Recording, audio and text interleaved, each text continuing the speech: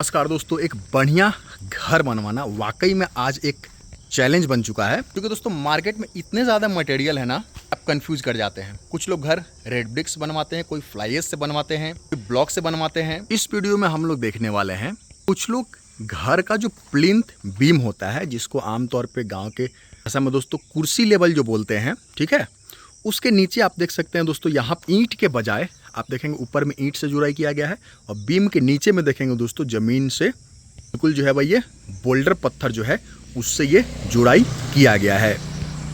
वहीं दोस्तों बगल में देखेंगे एक और घर बन रहा है ना, इसमें देखेंगे दोस्तों कि जो आपका प्लिंथ बीम है उसके ऊपर भी ब्रिक वर्क है, यानी कि ईंट है, और उसके नीचे भी देखेंगे दोस्तों इस तरीके से जो है वो ईंट का ही जुड़ाई किया गया है।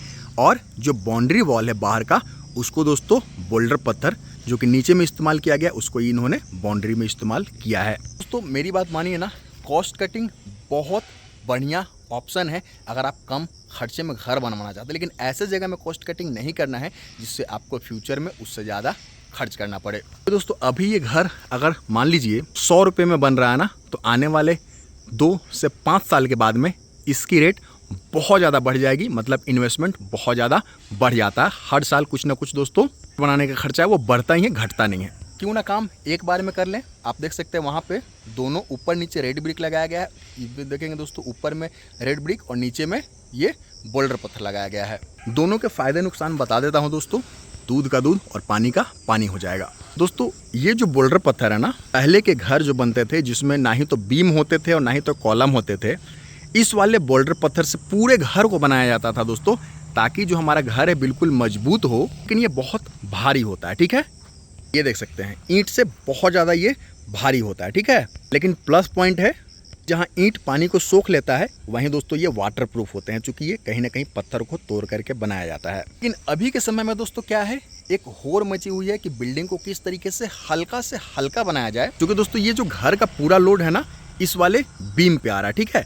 तो ये घर जितना ज़्यादा हल्का होगा ना, इस बीम को उतना ही सहूलियत होगा दोस्तों लोड को कॉलम तक ट्रांसफ़र करने में, और इस बिल्डिंग का जो लाइफ है दोस्तों वो उतना ही ज़्यादा होगा। ऐसे में दोस्तों लिमिटेशन ये है कि अगर इस वाले बोल्डर पत्थर से अगर आप दोस्तों प्लिंथ बीम के नीचे में जुड़ाई करवाते हैं ना, तो जो ग्राउंड बीम का ऑप्शन है दोस्तों, वो ग्राउंड बीम आप नहीं दे सकते हैं। क्योंकि ये अगर बीम के ऊपर दोस्तों इस तरीके से बोल्डर पत्थर का अगर जुड़ाई करवाया जाना, तो बीम पे बहुत ज़्यादा एक्स्ट्रा लोड पड़ेगा दोस्तों, जिससे बीम झुक भी सकता है। वहीं दोस्तों अगर आप इस तरीके से घर बनवाते हैं, नीचे में ईंट डलवाते हैं दोस्तों, तो अगर दोस्तों नीचे में ग्राउंड बीम देने का ऑप्शन खुल जाता है। ग्राउंड बीम अगर रहेगा दोस्तों, उसके ऊपर ब्रिक वर्क करवाइए, किसी प्रकार का बहुत ज़्यादा लोड नहीं है। उसके ऊपर दोस्तों ज़रूरत है तो बीम डलवाइए, नहीं तो डीपीसी से काम चल के दोस्तों ऊपर में आप इस तरीके से स्ट्रक्चर खड़ा कर सकते हैं। इस वाले में ग्राउंड बीम आप चाह करके भी नहीं दे सकते हैं कि ऊपर नीचे दोनों तरफ ईंट है, तो ग्राउंड बीम के साथ काम कर सकते हैं। ग्राउंड बीम नहीं देने से दोस्तों क्या घाटा है या फ़ायदा है, ये आप समझ लीजिए। चैनल को सब्सक्राइब कर लीजिए दोस्तों, ऐसे ही जानकारी मैं आप तक रेगुलर बेसिस पे पहुंचाते ही रहता हूं। दोस्तों जिस तरीके से ये पूरा का पूरा जो ईंट का लोड है ना, इस वाले बीम पे टिका हुआ है, लेकिन दोस्तों ग्राउंड बीम नहीं होने की वजह से क्या होता है कि ये जो पत्थर है ना, अगर ये ज़मीन धंसता है दोस्तों, फिर पत्थर का कहीं ना कहीं अपना वजन है, ये धीरे धीरे अगर मिट्टी दोस्तों सेटल डाउन होती है, खास तौर पे ये जो कॉलम के पास में आपने 4 फीट बाई 4 फीट का गड्ढा किया था, अब उसमें दोबारा दोस्तों आपने मिट्टी भरा है, 100% ये सेटल नहीं होता है। क्योंकि लोगों के पास अब इतना समय ही नहीं बचा है कि आप जो है वो 100% उसको सेटल डाउन करने के बाद अपना घर बनवाएं, ठीक है। तुरंत घर लोग बनवाना चाहते हैं। तो ये वाला जो खास तौर पे एरिया है ना, ये इस कॉलम के पास, उस कॉलम के पास, इस कॉलम के पास, यहाँ पे दोस्तों ये जो आप देख सकते हैं मिट्टी धंसने का चांसेस बहुत ज़्यादा रहता है। कोई बीम अगर नहीं है दोस्तों, तो ये अगर दोस्तों जो बोल्डर पत्थर है अपने आप में बहुत ज़्यादा भारी है, आपको यहाँ दिखा सकता हूँ।